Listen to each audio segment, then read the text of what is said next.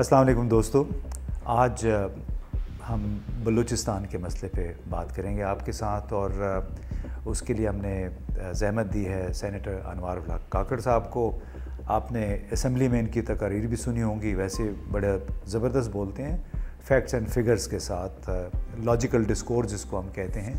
और बड़ा ज़रूरी है कि बलूचिस्तान में सिर्फ जो बलोच हैं, जो नाराज़ लोग हैं, उनकी बात अपनी जगह पे, लेकिन जो बलूचिस्तान की दूसरी बड़ी आबादी है उनकी भी बात सुनी जाए कि उनके साथ जो रहने वाले हैं पश्तून, वो क्या सोचते हैं और क्या वो भी उन बलोच मिलिटेंट्स या बलोच नेशनलिस्ट जितने भी हमारे भाई हैं उनको वो दुरुस्त समझते हैं, किस हद तक उनके जो ग्रीवांसेस या शिकायत हैं उनको जायज़ समझते हैं। तो बहुत शुक्रिया अनवार काकड़ साहब।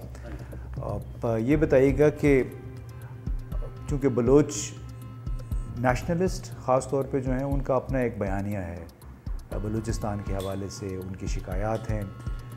आप एक आम पाकिस्तानी को बलूचिस्तान का मसला किस तरह बयान करेंगे? क्या मसला है बलूचिस्तान का?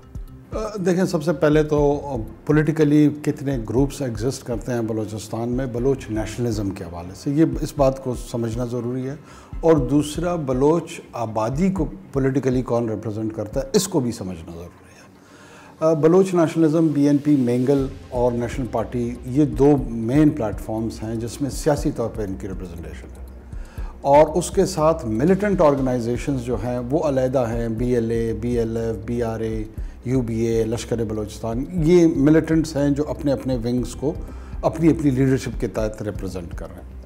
साथ में एक बहुत बड़ी बलोच आबादी, नसीराबाद डिवीज़न, लसबेला, कलात, यहाँ से जो प्रो फेडरेशन पॉलिटिक्स करने वाले लोग हैं उनको eight times accuse pro establishment politics करने वाला भी कहा जाता है। जो बड़ी रिप्रेजेंटेशन की तादाद है वो उन लोगों की है। मिसाल, पहले मुस्लिम लीग नून थी, आज बलूचिस्तान अवामी पार्टी है, एक ज़माने में पीपल्स पार्टी रही, मुस्लिम लीग काफ रही।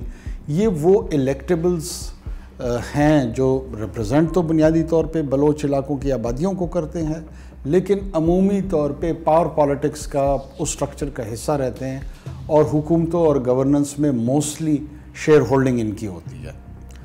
तो जो आपका दोबारा जिस सवाल पे मैं आने मुख्तसरन कहूँगा कि कोई यूनिफॉर्म ग्रुप नहीं है जो बलोच नेशनलिस्ट को रिप्रेजेंट करता है या मिलिटेंट्स को प्रेजेंट। मैं ये इसी जो आपने बात कही उससे एक ज़िमनी सवाल ये निकलता है कि जैसे आपने कहा कि फेडरेशन नवाज़ या फेडरेशन के हम नवाब लोगों की अक्सरियत है बलूचिस्तान में, लेकिन क्या वजह है कि ज़राए इब्लाग में, सोशल मीडिया पे उन लोगों का बयानिया बज़ाहिर ज़्यादा मौसर, मुतहर्रिक और मजबूत मालूम होता है जिनको हम नेशनलिस्ट या अलहदगी पसंद कहते हैं?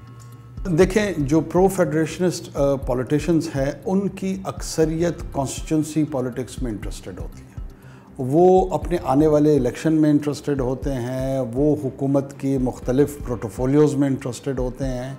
जो बयानिए की सियासत है, जो वर्कर की सियासत है, जो कैडर की सियासत है, उससे वो कदरे दूर हैं। ये बड़ी बदकिस्मती है, डिस्पाइट द फैक्ट कि ये एक बड़े पॉपुलेशन को रिप्रेजेंट कर रहे होते हैं, लेकिन जो नैरेटिव में उसका हिस्सा है, जो कंट्रीब्यूशन है, वो नॉन एग्जिस्टेंट है। उसकी वजह क्या है? चूँकि मैंने कहा कॉन्स्टिट्यूंसी पॉलिटिक्स में ये ज़्यादा इंटरेस्टेड होते हैं और उनको पता होता है कि बयानिए का उनकी कॉन्स्टिट्यूंसी की पॉलिटिक्स पे न कोई नुकसान है न कोई फ़ायदा है, तो लिहाजा वो नफ़ा सूद व ज़िया में लगे रहते हैं और सूद व ज़िया में बयानिया उनके हिस्से में आता नहीं है। लेकिन उसमें उसी वजह से शायद ये इल्ज़ाम भी उठता है कि काफ़ी सारे लोग जो हैं ये गमले में ये क़यादत जो है ये उभरी है। ये दुरुस्त है। अब वो इसीलिए जो इल्ज़ाम लगता है, उस इल्ज़ाम का जब तक रद्द इल्ज़ाम ना हो, जब तक उसका जवाब ना हो, तो दूसरी तरफ के लोग, उन लोगों के पास कोई राय नहीं होती है उसको जज करने की। अब इनकी एब्सेंस जो है, इनका न होना जो है ना, वो पूरे के पूरे नैरेटिव के स्पेस में जो नेशनलिस्ट कुव्वतें हैं, जो सेपरेटिस्ट कुव्वतें हैं, उन्हीं का दौरा नज़र आता है। खाल खाल कोई एक आध कोई हमारी तरफ से भी कोई बात कह देता है जिससे जॉल्ट तो होता है, थोड़ा बहुत झटका लगता है, लेकिन जो ज़्यादा स्पेस है वो यही ऑक्यूपाई करते हैं। اچھا، ہمارے بلوچ دوست یہ کہتے ہیں کہ چونکہ یہ گملے میں لگائے ہوئی قیادت ہے، اس وجہ سے یہ اکاؤنٹیبل نہیں ہوتے ہیں. جب یہ منتخب ہو کے آ جاتے ہیں تو عوام کے ساتھ ان کا براہ راست اتنا واسطہ نہیں ہے، یا اتنا خود کو اکاؤنٹیبل نہیں سمجھتے ہیں جتنا انہیں سمجھنا چاہیے. تو کیا اگر ہم یہ فرض بھی کر لیں، یہ بات مان بھی لیں کہ کچھ لوگ لائے گئے ہیں، تو کیا ایک ان کو بلینک چیک مل جاتا ہے کہ کرپشن کرنے کا، اپنی مرضی کی سیاست کرنے کا، اور جس کا عوام سے کوئی تعلق نہیں ہوتا ہے؟ دیکھیے، بڑی شیلو اسسمنٹ ہے یہ. جام کمال تیسری نسل سے لسبیلا کے عوام ان کو الیکٹ کر رہے ہیں، ان کے والد کو الیکٹ کیا ہے، ان کے دادا کو الیکٹ کیا ہے. ان کے دادا نے document of accession Quaid Azam محمد علی جناح کے ساتھ سائن کیا، اور اب ریاست بیلا کو انکارپوریٹ کیا ریاست پاکستان کے اندر. اور وہاں پر مکسی صاحبان ہے، یا ایون ٹو این ایکسٹینٹ عمرانیز ہیں، یا کھوساز ہیں، نصیر آباد کا ہمارا پور جمالیز ہیں. یہ قائد اعظم کے دور سے یہ سیاست میں حصہ لیتے آ رہے ہیں. ان میں سے کون امپوزڈ ہے؟ مجھے یہ سمجھ نہیں آتی کہ اختر مینگل صاحب جس پروسیس کے تحت، جس الیکشن کمیشن کے نظام کے تحت، اسی دن اسی ڈیٹ پہ وہ پورا پروسیس پورے پاکستان میں ہوتا ہے، اس پروسیس کے نتیجے میں وہ اگر ایم این اے بن جائے تو وہ مالی اور گملے سے دور ہوتے ہیں. لیکن اگر کوئی جمالی، کوئی جام، کوئی مکسی، کوئی کاکڑ ہماری طرف سے آ جائے تو وہ گملے کی پیداوار ہوتے ہیں. مجھے اس کا ریشنل سمجھ میں نہیں آتا. لگ یہ رہا ہے کہ بعض اوقات یہ ایک ہی مالے کے 2-3 گملے ہیں، ایک حکومت میں گملہ ہوتا ہے اور ایک اپوزیشن میں گملہ ہوتا ہے. ہمارا یہ تاثر ہے، ٹھیک ہے نا. ہمیں ایسا لگتا ہے کہ ہمارے ہاں نہال لگائے جاتے ہیں کہ 2 سال کا پودا ہوتا ہے اور پھر اس کو ایکچول باغ میں لگایا جاتا ہے. لگتا ایسا رہا ہے کہ یہ نہال کی صورت میں اپنے آپ کو پیش کر رہے ہیں کہ ہم 2 سالہ نہال ہیں، آنے والے وقت میں باغ میں ہماری پیوندکاری کی جائے. اچھا، ان میں سے کئی لوگ حکومتوں میں بھی رہے ہیں گزشتہ 2-3 دہائیوں کے دوران، لیکن اس کے باوجود آج جو شکایات بلوچ عوام کی طرف سے، یا یہ جو قوم پرست بلوچ ان کی طرف سے سننے کو ملتی ہیں، یہ پھر کیسے پیدا ہوئی ہیں؟ دیکھیں امتیاز صاحب، میں جب سنجیدگی سے ان تمام پارٹیوں کا جائزہ لیتا ہوں، یہ جتنے قوم پرست جماعتیں ہیں، ان کا جو بیانیہ ہے اس میں ایک چیز مسنگ ہے، اور وہ ہے گورننس. گورننس پہ ان کی لیڈرشپ اور ان کی کیڈر نے آج تک گفتگو نہیں کی. نہ کسی آلٹرنیٹ گورننس ماڈل پہ یہ بات کرتے ہیں، نہ یہ موجودہ گورننس کو ریویمپ کرنا، امپروو کرنا، کبھی اس قسم کی کوئی تجاویز ان کے سامنے آتی ہیں. یہ 1870 میں کوئی رہ رہا ہے، کوئی 1972 کی بات کر رہا ہے، اور ماضی کے حوالہ جات میں پھنس کے یہ سمجھتے ہیں کہ قومی شناخت کی بنیاد پر لوگوں کی جذباتی وابستگی کو قربت میں لا کے اس کی بنیاد پہ سیاست کی جائے. That's it. کبھی انہوں نے یہ نہیں کہا کہ سول سروس سٹرکچر پہ کیا امپرومنٹ ہونی چاہیے، کبھی انہوں نے یہ نہیں کہا کہ پولیسنگ کیسے ٹھیک ہونی چاہیے، کبھی انہوں نے یہ نہیں کہا.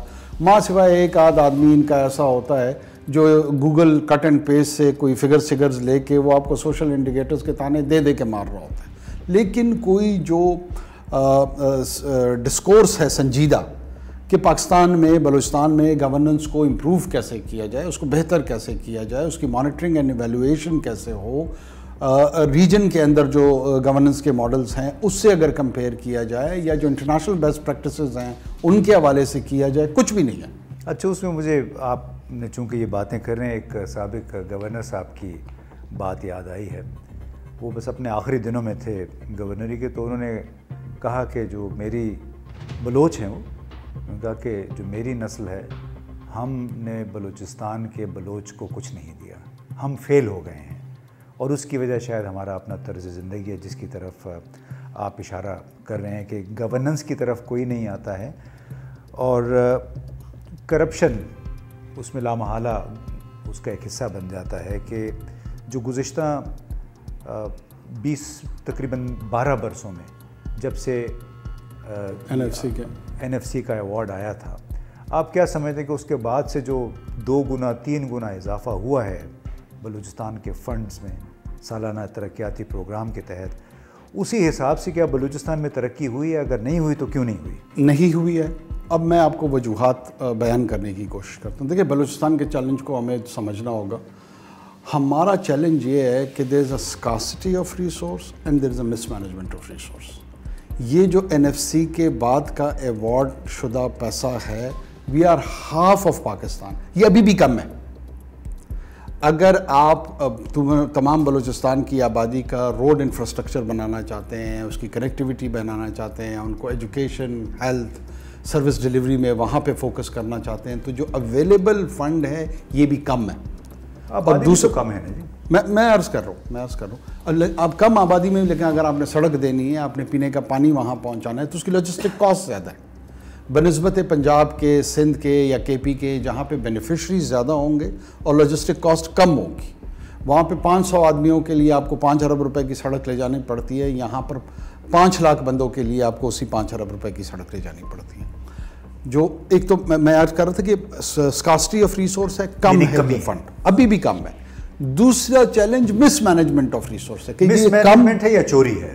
مس مینجمنٹ کو میں نے بڑے خوبصورت الفاظ میں چوری کو چھپانے کی کوشش کی ہے. مس مینجمنٹ وہی ہے کہ جو اویلیبل ریسورس ہے وہ بھی مس مینج ہو رہا ہے. یعنی دونوں کو ہمیں ایڈریس کرنا پڑے گا. یہ جو چوری چکاری مس مینجمنٹ جس کو میں کہہ رہا ہوں, اس کو بھی ٹھیک کرنا پڑے گا, اور ساتھ ساتھ جو اسکاسٹی آف ریسورس ہے اس کی انکریز, ریونیو جنریشن, خود ہمیں اس کی طرف جانا پڑے گا.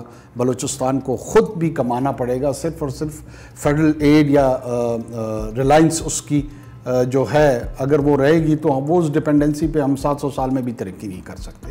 اور بہت سارے ایسے اضلاع یہاں ہمارے ہیں, ان میں پوٹینشیل موجود ہے کہ وہ خود ریونیو جنریشن کی طرف جا سکتے ہیں.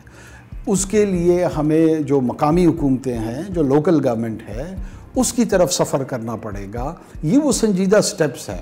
یہ 72 میں یہ ہوا, 60 میں یہ ہوا, اگر اس سائیکل میں ہم پھنسے رہیں گے تو یہ ایک نفسیاتی امپیجمنٹ ہے, ایک رکاوٹ ہے. یہ کیا بات ہے کہ بلوچستان کے خاص طور پہ جو ہمارے قوم پرست بھائی ہیں وہ بھی ماضی میں اس طرح الجھے ہوئے ہیں جس طرح کہ ہمارے بہت سارے افغان بہن بھائی بھی ڈیورینڈ لائن اور 1873 1893 کی بحث میں پڑے ہوئے. کیا وجہ ہے اس کی؟ کیا تعلیم کی کمی ہے؟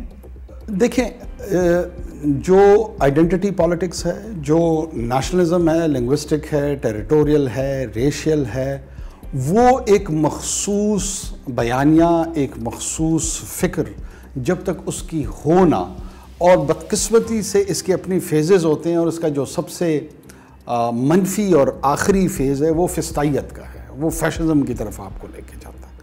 اب ایسے میں اپنے آپ کو بیلنس رکھنا کہ ایک مخصوص نسل, زبان, زمین بولنے والے علاقے کے جو لوگ ہیں ان سے محبت کرتے کرتے آپ ہمسائے سے نفرت نہ کرنے لگ جائیں, یہ ایک جیسے میں عرض کر رہا تھا ایک سائیکلوجیکل چیلنج ہے. اور یہ چیلنج بیہیویئر میں, پولیٹیکل بیہیویئر میں بھی آتا ہے, اکیڈیمک بیہیویئر میں بھی آتا ہے, ہسٹوریکل ایکسپلینیشن میں آتا ہے, تمام چیزوں پہ اس کا امپیکٹ اور اثر آ رہا ہوتا ہے. تو ظاہر ہے یہ اوپینین میکرز جو ہے ان کے لیے بڑا سنجیدہ سوال ہے کہ اگر اس طرح کی جو consumption of food for thought ہے لوگوں کے لیے, وہ اگر ہم لے کر آئیں گے تو اس کا عام عوام پہ, جنرل ماسز پہ کیا امپیکٹ ہوگا, اور سوشل فیبرک میں ایک دوسرے کے ساتھ جو تعلق ہے وہ کس قسم کا بنے گا. یہ بہت سنجیدگی سے اس پہ غور کرنے کی ضرورت ہے. تو اس میں کرپشن کا جو معاملہ ہے وہ بالکل پھر چھپ کے رہ جاتا ہے, ثانوی ہو جاتا ہے؟ نہیں, قطعاً نہیں. دیکھیں, میں پھر آپ کو عرض کر رہا ہوں کہ جو مس مینجمنٹ جس کو کرپشن کا نام دیا جا سکتا ہے, سارے وہ مس مینجمنٹ ہی ہے. ہمیں چاہے نوٹیفائڈ پبلک پالیسی پریکٹیشنرز ہوں یا الیکٹڈ ہوں, دو ہی قسم کے, بیوروکریٹک ہو سکتے ہیں اور الیکٹڈ ہو سکتے ہیں, ان دونوں کو یہ پریولیج حاصل نہیں ہے to abuse the power they enjoy to get self aggrandizement, کو اپنے نفع کے لیے, ذات کے نفع کے لیے وہ چلے جائیں. اب اس کے لیے کیا چاہیے؟ اس کے لیے ظاہر ہے پولیٹیکلی آپ کو ایک مورل پوزیشن چاہیے کہ آپ درست مورل پوزیشن پہ یقین رکھتے ہوں, آپ کی اکاؤنٹیبلٹی کی ایک سینس موجود ہو, اور نہ صرف ووٹ کی صورت میں بلکہ نظام کے اندر بھی ایک ایسی اکاؤنٹیبلٹی کا نظام وضع موجود ہو جو کہ ڈیورنگ دا پروسیس آپ پہ چیک رکھ سکے, آپ کو جزا اور سزا کے کسی نظام میں پرو سکے. اب بدقسمتی سے وہ نظام جو نیب کی صورت میں ہمارے ہاں ہے وہ بھی کوئی خاطر خواہ ایفیشینٹ رزلٹس میرے خیال میں اس کے نہیں ہیں. کیوں نہیں آ سکے؟ دیکھیں میرٹ کی بنیاد پہ ایک ایسا نظام جو مجھے میری ریپوٹیشن کو بھی پروٹیکٹ کر سکے اور میں اگر کسی انڈگنیفائڈ ایکٹ میں جاتا ہوں اس کو بھی اکاؤنٹیبل کر سکے, اس کے لیے بیلنس رکھنا پڑے گا. لیکن نیب وہ بیلنس نہیں رکھ سکتا, وہ نہیں رکھ پا رہا, بدنامی بھی بہت ہو گئی, ایسے ہی ڈسکریڈٹ بھی ہو گیا, ڈسکریڈٹ ہوا ہے. اچھا, بلوچستان کے حوالے سے میں یہ پوچھنا چاہ رہا تھا کہ ہم چونکہ اسٹیٹس کو بنیادی طور پہ بات کر رہے ہیں کہ اسٹیٹس کو کے جتنے بھی لوگ ہیں اس میں جتنے گروہ شامل ہیں وہ اصلاحات کی راہ میں بڑی رکاوٹ ہوتے ہیں. بلوچستان کا ایک مسئلہ پولیسنگ کا بھی تھا. جنرل پرویز مشرف کے زمانے میں اے اور بی ایریا کی تفریق ختم کر دی گئی تھی, لیکن جو ہی سیاسی حکومت آئی وہ بحال کر دی گئی. اس میں کس کا مفاد تھا؟ دیکھیں اس میں کوئی دو رائے نہیں ہے. جو پروونشل گورنمنٹ تھی, ان کے ریپرزنٹیٹیو تھے, ان کا ایک سٹیک کانسٹیٹیونسیز کا موجود تھا کہ جو لیویز فورس ہے وہاں پہ ریکروٹمنٹ ہوگی, اس ریکروٹمنٹ میں ان کا پولیٹیکل سٹیک بھی کریٹ ہوگا, شاید کوئی اور سٹیک بھی ہو, لیکن وہ قطعاً اس پوزیشن سے وڈرا کرنے کو تیار نہیں تھی. اب اس حکومت میں جام کمال صاحب کو ایٹ لیسٹ یہ کریڈٹ دیتا ہوں کہ وہ پائلٹ پروجیکٹ کی طرح کی طرز پہ کئی اضلاع کو وہ پولیس کو ٹرانسفارم کر چکے ہیں اور واپسی کا ایک سفر شروع ہو چکا ہے.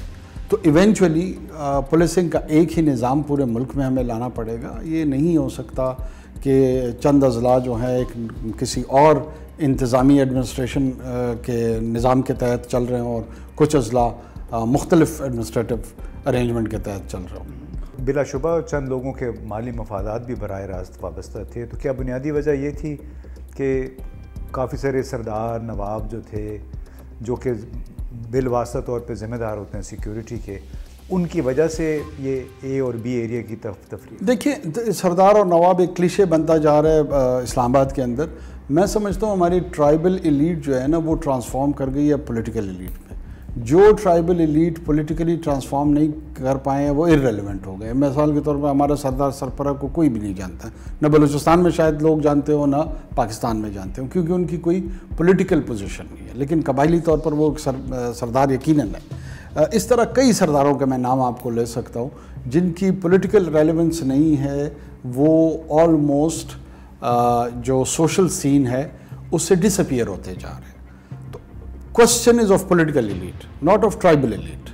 جو لوگ, اب نواب رحسانی صاحب پولیٹیکلی ریلیونٹ ہیں تو وہ سوشل فیبرک پہ بڑے بھرپور انداز میں موجود ہیں. نواب مکسی پولیٹیکلی ریلیونٹ ہیں تو وہ بھرپور انداز میں موجود ہیں. جام صاحب پولیٹیکلی ریلیونٹ ہے تو وہ بہت زیادہ اپیئرڈ ہیں سوشل سین پہ.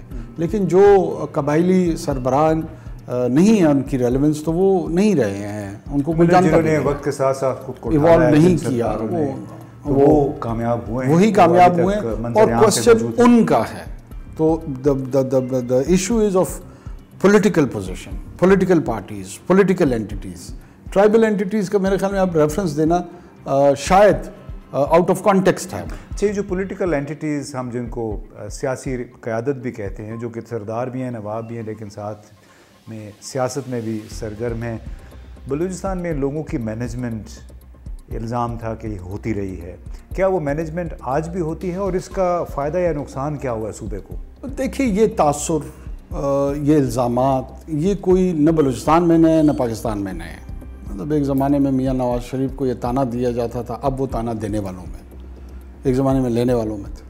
تو اسی طرح پیپلز پارٹی کے لوگ 70 کی دہائی میں یہ تانا ان کو ملتا تھا کہ یہ جی مینجمنٹ ہوئی ہے اور ان کو لایا گیا ہے, پھر وہ تانا دینے والوں میں سے ہو گئے.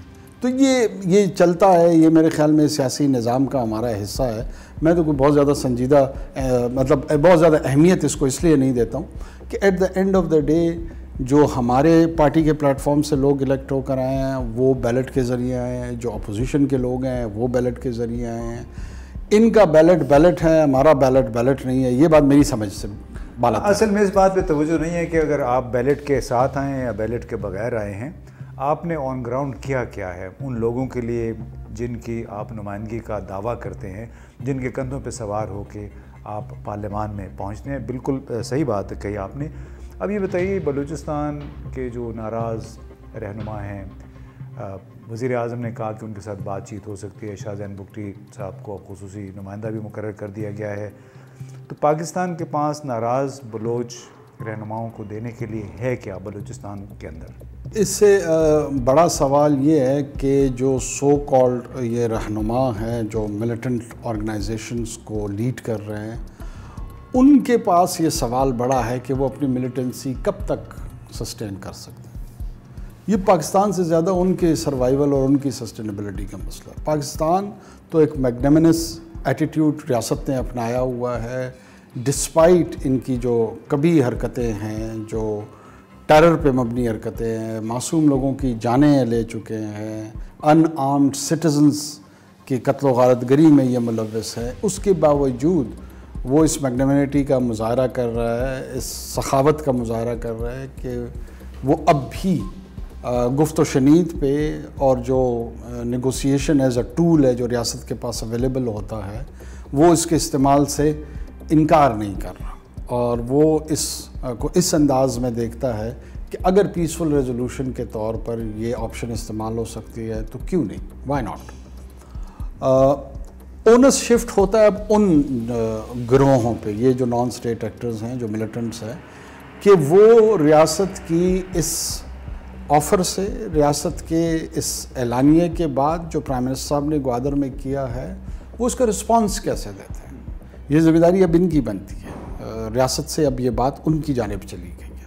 تو میں دیکھتا ہوں کہ اس ڈیولپمنٹ کو کیسے لیا جاتا ہے، اس کو ریسیپروکیٹ کیا جاتا ہے، یہ ریسیپینٹ ہوتے ہیں اس آئیڈیا کا، یا ان کے جو ہینڈلرز ہیں وہ ان کو ابھی بھی میدان جنگ میں استعمال کرنا چاہتے ہیں اور چاہتے ہیں کہ جو وائلنس۔ آپ ہینڈلرز کیوں کہہ رہے ہیں؟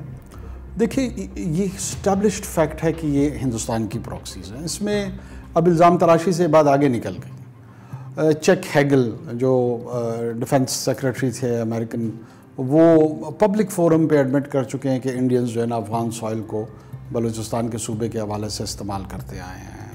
اجت دوول اپنی اسٹریٹجک کمیونیکیشن میں ایک یونیورسٹی کو ایڈریس کرتے ہوئے سمجھتے ہیں یہ ہیں کہ ان کے اسٹریٹجک کیلکولس میں اگر ہم نے کشمیر میں کوئی دباؤ ڈالا تو بلوچستان ہم سے چلا جائے گا۔ وہ یہ سمجھتے ہیں کہ بلوچستان ان کے ہاتھ میں ایک لیوریج ہے جس کو وہ پاکستان کی ریاست کے خلاف استعمال کر سکتے ہیں۔ ظاہر ملیٹنٹس کی طرف اشارہ کر رہے ہیں، میری طرف تو کرنے سے رہے۔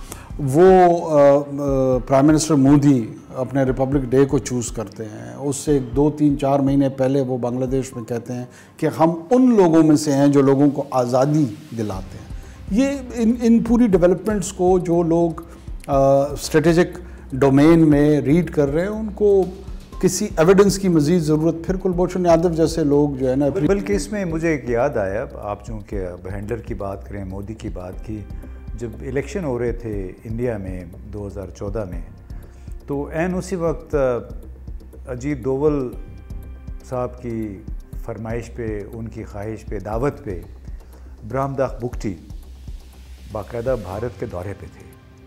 یہ نیشنل سیکورٹی ایڈوائزر بن چکے تھے اور ایک کتاب لکھنی تھی، ایک بڑے مشہور پاکستانی، آپ سے بڑی محبت کر رہے ہیں، طارق فتح صاحب، تو ان سے کہا گیا تھا کہ آپ ایک کتاب لکھیں کہ بلوچ ہمارے دوست ہیں، ہم بلوچ کے دشمن نہیں ہیں، کچھ اس طرح کا ٹائٹل تھا۔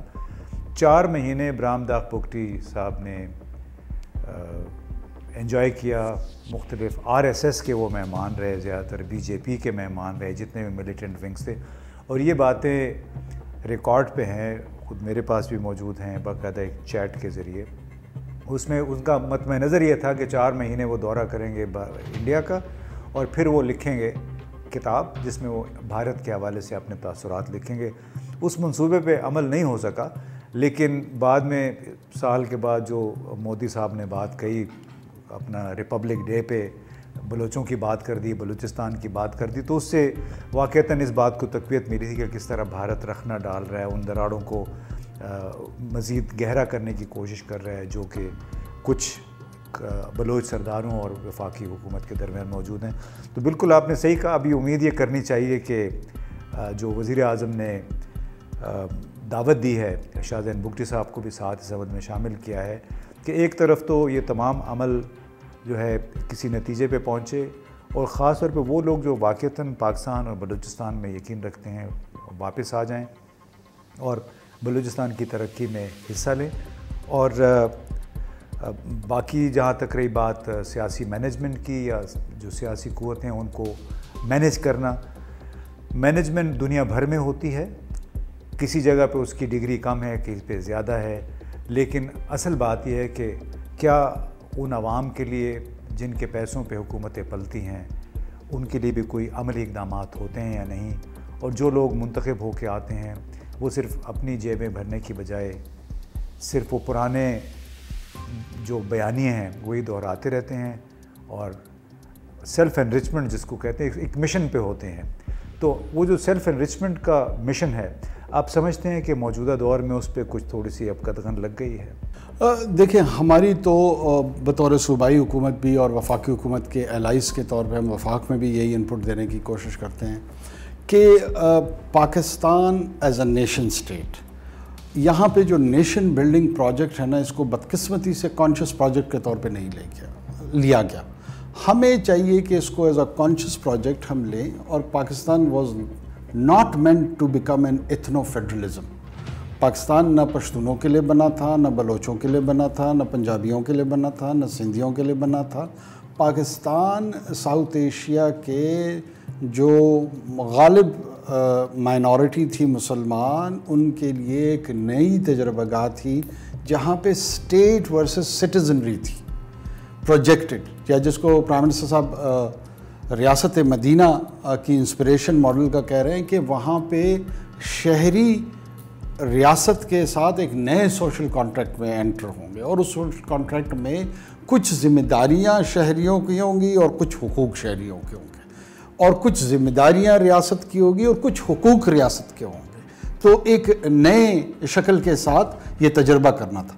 لیکن بدقسمتی سے مجھے ایسے لگ رہا ہے جیسے ہم کوئی افریقن ایتھنو فیڈرلزم کی طرف جا رہے ہیں، یا مڈل ایسٹ کی فیلڈ سٹیٹ کے ماڈلز کے ساتھ جا رہے ہیں. کبھی ہمیں پشتون سپیکر چاہیے ہوتا ہے، کبھی ہمیں بلوچ وزیر اعظم چاہیے ہوتا ہے، کبھی ہمیں سندھی پتہ نہیں گورنر چاہیے ہوتا ہے. تو یہ اس ایتھنک تھاٹ پروسیس سے میرے خیال میں ہمیں نکل کے we need to move towards meritocracy. بالکل آپ نے صحیح کہا دوستو. جو انوار الحق کاکڑ صاحب کی بنیادی بات ایک تو یہ ہے کہ ہمیں فروعی مسائل سے امور سے آگے بڑھنا ہوگا. دوسری بات ہے رائٹس اینڈ رسپانسبلٹیز، یعنی سیاستدان کے طور پہ، شہری کے طور پہ ہمارے حقوق بھی ہیں لیکن اس کے ساتھ ساتھ ہماری ذمہ داریاں بھی ہیں، بڑی بنیادی ذمہ داریاں ہیں. جب تک ہر شخص، ہر پارٹی، ہر رہنما اپنی بنیادی ذمہ داری ادا نہیں کرے گا اس وقت تک عوام کے حقوق کے حوالے سے بحث مباحثے کا سلسلہ جاری رہے گا، الزامات لگتے رہیں گے، شکایتیں ہوتی رہیں گی. امید یہ کرنی چاہیے کہ ہماری موجودہ حکومت اور آنے والی حکومتیں رائٹس اینڈ رسپانسبلٹیز کی بنیاد پہ اپنے حقوق، اپنے فرائض ادا کرتے رہیں تاکہ عوام کو کچھ ریلیف مل سکے. اس کے ساتھ ہی اجازت. بہت بہت شکریہ.